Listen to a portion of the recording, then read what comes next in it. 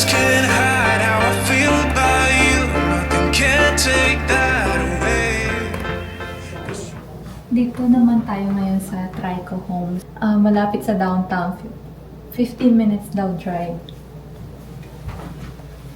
Ang ganda oh. No? Okay siya yung pagkakulay niya. It's darker tone. Oo.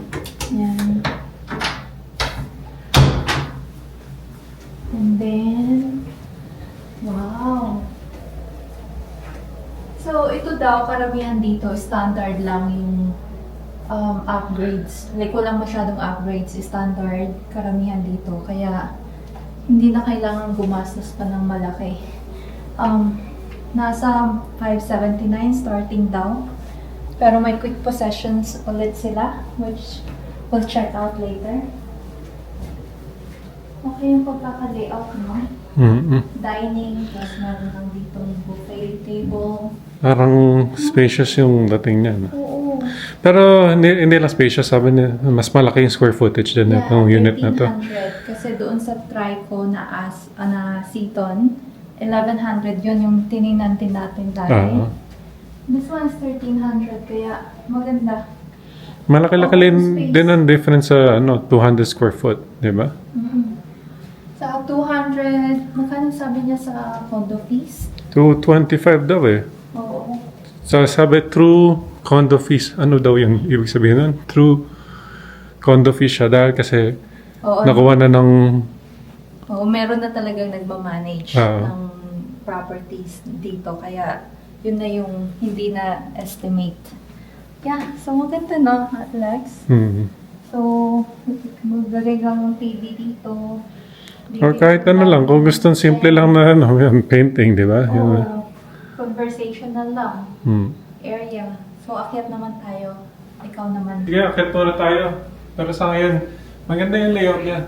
Pero show home kasi to, kaya lahat upgraded or stage talaga. Kaya iba talaga, kung mapupunan iba talaga yung stage na bahay at sa empty lang, di ba? So, akit muna tayo, tingnan natin ito na meron din sa taas. Dito, ang unang makikita natin is washer and dryer. Stock siya. At yung first bedroom, ano ba ito? Parang 2 bedroom siya. So 2 bedroom units para to. So malamang same size yung each bedroom. So tingnan natin. Walk-in closet, decent size naman. Oo, okay siya.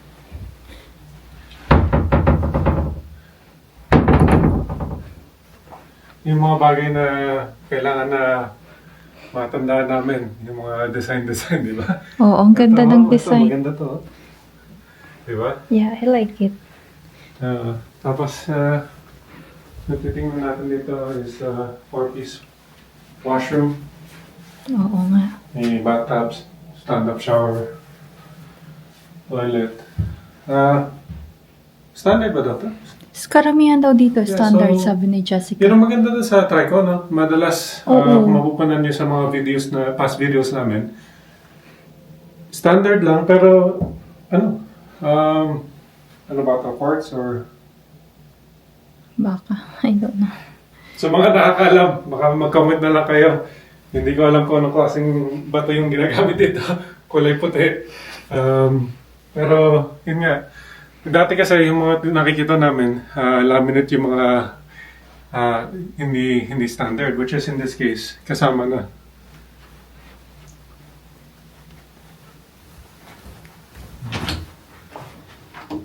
Linen closet. Ito naman itong second bedroom naman, kung makikita nyo, nilagyan nila ng feature wall, which is kahoy siya. So, yung parang hindi pinili nila ng mga color tone is dark color, pero overall, nagko-contrast siya sa maganda yung dating eh. Parang kailangan talaga makuha talaga yung mga ideas dito dahil kasi kung sakaling sortehan at makabili kami, eh syempre, kailangan namin malaman kung paano mo i-design yung lugar, di ba? Pero to, in this case, pagpasok dito, tiyata yung master bedroom dahil double sink. Wow. Malawak po. Ganda. Saka may mga accent siya na parang high-end yung dating niya. Oo. Pero sa bagay, sabi naman nila, itong area na pala na to is a luxury homes, di ba? Kaya, yan, nakikita niyo naman yung difference. Soft close. Tapos may stand-up shower dito. Ganda din.